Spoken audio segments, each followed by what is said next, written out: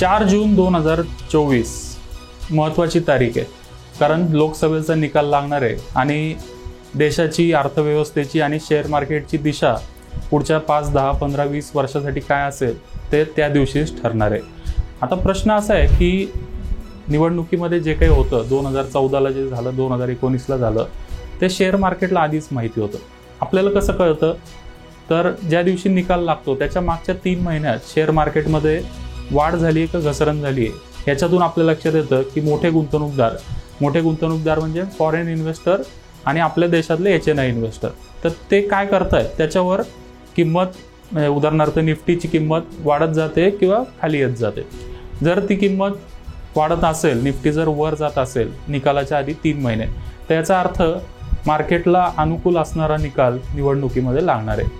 आता 2014 आणि 19मध्ये जे झालं ते आता 2024मध्ये पाहायला मिळत नाही. यातून एक प्रश्न निर्माण होतो की मार्केटला मोदींच्या विजयाची खात्री नाही आहे का? एक सामान्य गुंतवणूकदार म्हणून माझी आणि तुमच्यापैकी बऱ्याच लोकांची अशी अपेक्षा असेल की मोदींची हॅट्रिक व्हावी. कारण सोपं आहे की आपल्याला एक स्टॅबिलिटी पाहिजे असती आणि जे काही चाललं आहे ते सुरळीत तसंच चालू राहणं ही आपली माफक अपेक्षा असती. एक गुंतवणूकदार म्हणून, नागरिक म्हणून कदाचित आपण वेगळा विचार करू, पण एक गुंतवणूकदार म्हणून आपलं एक कायम हे असतं की जे चाललंय ते चालू द्या, कशाला बसलेली घडी मोडायची. नवीन सरकार येणार, त्यांच्या पॉलिसी काहीतरी वेगळ्या असणार, मग हे जुने शेअर्स आपल्याला कोणते ठेवायचे, कोणते विकायचे, नवीन सरकारचं काय धोरण असेल, खरंच ते विकास करतील का नाही करतील, त्यांचा अप्रोच काय असेल, एवढ्या सगळ्या गोष्टींमुळं मग परत आपल्याला आपलं जे काम आहे ते विनाकारण वाढतं आणि त्यातून गुंतवणुकीचे निर्णय चुकण्याची शक्यताही असते. त्याच्यामुळे आपली अपेक्षा आहे की कंटिन्युटी राहावी, पण प्राईज ॲक्शन आपल्याला काहीतरी वेगळंच सांगते. 2014मध्ये काय झालं होतं, ज्या दिवशी निकाल लागतो त्याच्या मागच्या 3 महिन्यापासून आपण जर डेटा बघितला तर हे आपल्याला लक्षात येईल. 2014मध्ये निकाल लागला, त्याच्या मागच्या 3 महिन्यापासूनच निफ्टीमध्ये खूप मोठी वाढ चालू झाली होती आणि त्या 3 महिन्यात निफ्टी वाढला होता 20%. 2019मध्ये काय झालं तर निकाल लागायच्या आधी 3 महिन्यापासून निफ्टीमध्ये सुरुवातीचे काही दिवस कन्सॉलिडेशन झालं, पण डाऊन ट्रेंड नव्हता आणि नंतर मग तेजी चालू झाली. तर त्याच्यामध्ये त्या 3 महिन्यात, निकालाच्या आधी 3 महिन्यात निफ्टी वाढला 15%. आता या वेळेचं काय, आता 4 जूनला निकाल आहे, म्हणजे त्याच्या मागं जर आपण 3 महिने गेलो, 4 मे, 4 एप्रिल आणि 4 मार्च, तर 4 मार्चला निफ्टी साधारण 22,000च्या जवळ होता. आताही तो त्याच रेंजला आहे. याचा अर्थ आता या 3 महिन्यात, मागच्या 3 महिन्यात त्यांनी काहीच रिटर्न दिला नाही निफ्टीने. याचा अर्थ काय? याचा अर्थ इलेक्शन वन साइडेड होणार नाही असं मार्केट म्हणतंय. आता अजून काही दिवस आहेत, 20-22 दिवस आहेत निकालासाठी, त्यामुळे या कदाचित या कालावधीमध्ये तेजी होऊ शकते, पण जो ट्रेंड असतो तो असा अचानक 20 दिवसात बदलत नाही.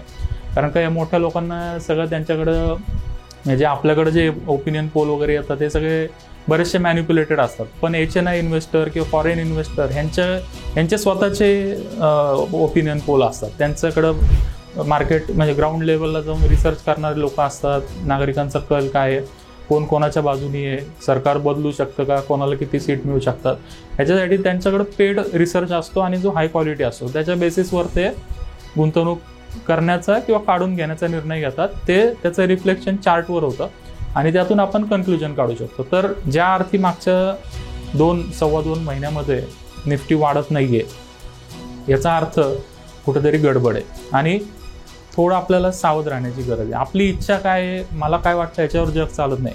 मला पुष्कळ वाटेल की मोदींना 400, 450, 500 सीट मिळावं, पण माझ्या म्हणण्यावर जग चालत नाही. प्राईज ॲक्शन काय सांगते ते आपल्याला ॲक्सेप्ट करावं लागेल, आपल्या मनाविरुद्ध असेल तरी. आणि पोर्टफोलिओ कसं डिझाईन करायचा, किंवा जर NDAचं सरकार आलं तर काय करायचं, NDAचं सरकार नाही आलं तर काय करायचं, या दोन्ही स्ट्रॅटेजी आपल्याला निकाल लागायच्या आधीच आपल्याला ठरवावं लागेल. एकदम निकाल लागल्यावर मग मार्केट वाढूही शकतं, 20%, 40% खाली येऊ शकतं. त्यावेळेला त्या गडबडीत जर आपण काहीतरी प्लॅन करायला गेलो तर चुकीचा निर्णय होईल आणि त्याची किंमत आपल्याला पुढचे 5, 10, 15, 20 वर्ष मोजावी लागेल. त्यामुळं 4 जूनला काय होणार, तर दोन्ही सिनेरिओ बिल्ड करावे लागतील. NDA सरकार आलं तर काय, मग काय अडचण नाही, मग जे शेअर्स आपल्याकडे आहेत ते कंटिन्यू ठेवावे लागतील. पण हायपोथेटिकली आपल्याला असं गृहीत धरावं लागेल की सरकार समजा नाही आलं, तर काय मग रेल्वे शेअर्सचं काय होईल, इन्फ्राचं काय होईल, पोर्ट्सचं काय होईल, काही एखाद्या मोठ्या बिझनेस ग्रुपचं काय होईल, ते जर शेअर्स आपल्याकडे असेल तर त्याचं काय करायचं, त्याची स्ट्रॅटेजी आधीपासून ठरवावी लागेल. आता काही आपण एक 3-4 महत्त्वाचे चार्ट बघू. जसं एक निफ्टीचं मी तुम्हाला 14 आणि 19चं सांगितलं, ते आपण चार्टवरही बघूया.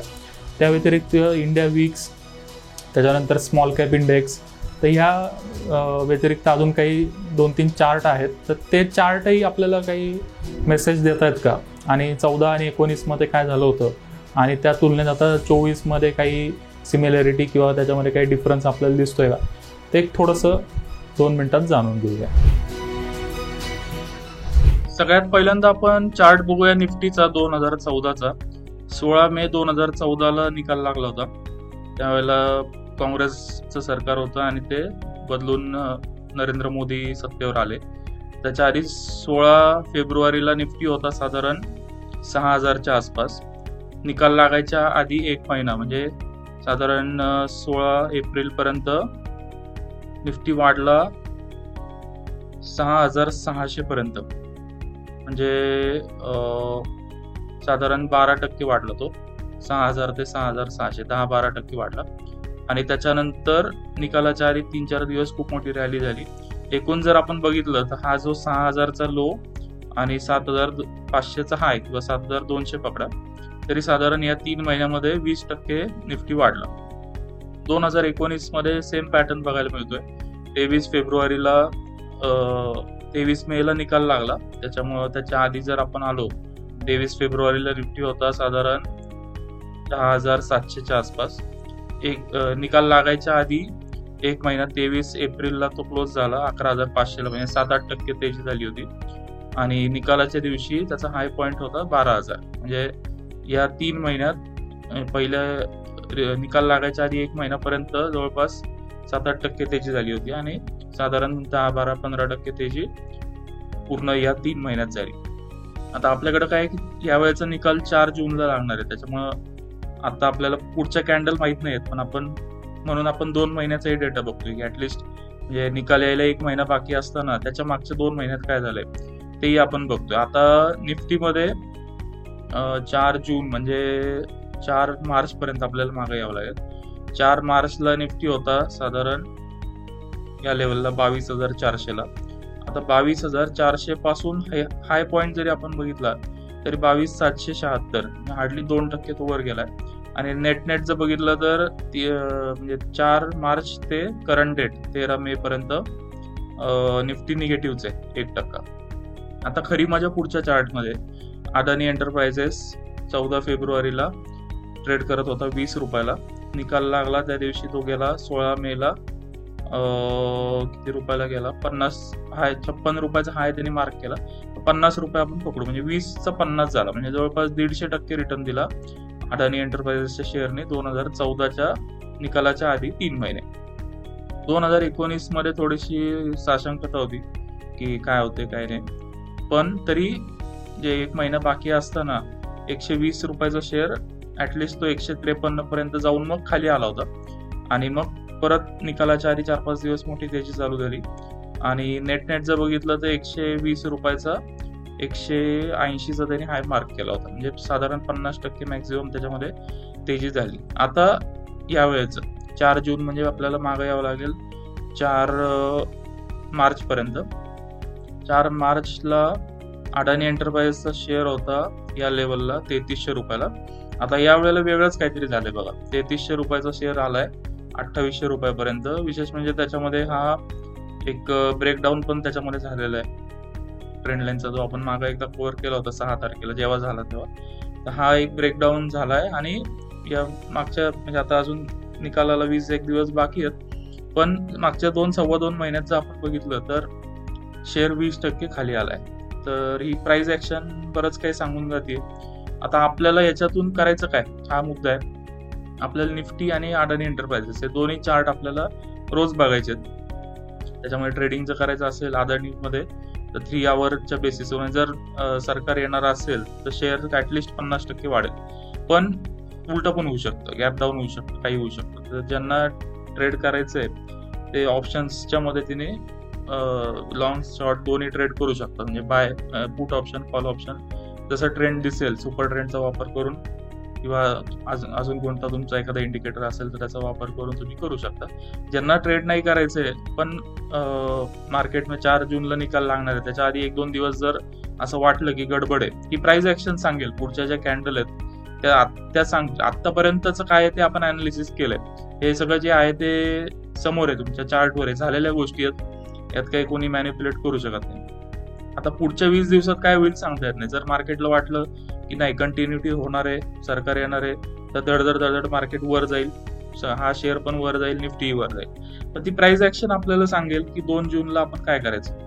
आपला कन्सर्न काय आहे की 4 जूनला निकाल आहे, आपल्याला असं वाटलं की मोठी काहीतरी गडबड होणार आहे, तर ऍटलिस्ट आपण त्या पुढच्या आठवड्याचे पुट ऑप्शन घेऊन बसू शकतो जर असं वाटलं, किंवा आपण कॅश तयार ठेवू शकतो, काही शेअर्स काढून बसू शकतो. अशा पद्धतीने आपल्याला ते प्लॅनिंग करावं लागेल. पुढचे 20 दिवस निफ्टी आणि अडानी एंटरप्राइजेस दोन्हीचे कॅन्डल्स मॉनिटर केल्या तर कोणता ओपिनियन पोल आपल्याला बघायची गरज नाही, हाच आपला ओपिनियन पोल आहे. सोनं, bank deposit, real estate, mutual funds, shares आणि इतर गुंतवणुकी संदर्भात तुमच्या मनात काही प्रश्न आहेत का? काळजी करू नका, आता तुम्ही हे प्रश्न थेट अर्थविश्वातल्या तज्ज्ञांना विचारू शकता आणि तेही अगदी मोफत. मनी9 ॲप डाउनलोड करा आणि लगेच तुमच्या मनातल्या प्रश्नांचे उत्तरं जाणून घ्या. प्रश्न तुमचे, उत्तरं तज्ज्ञांचे.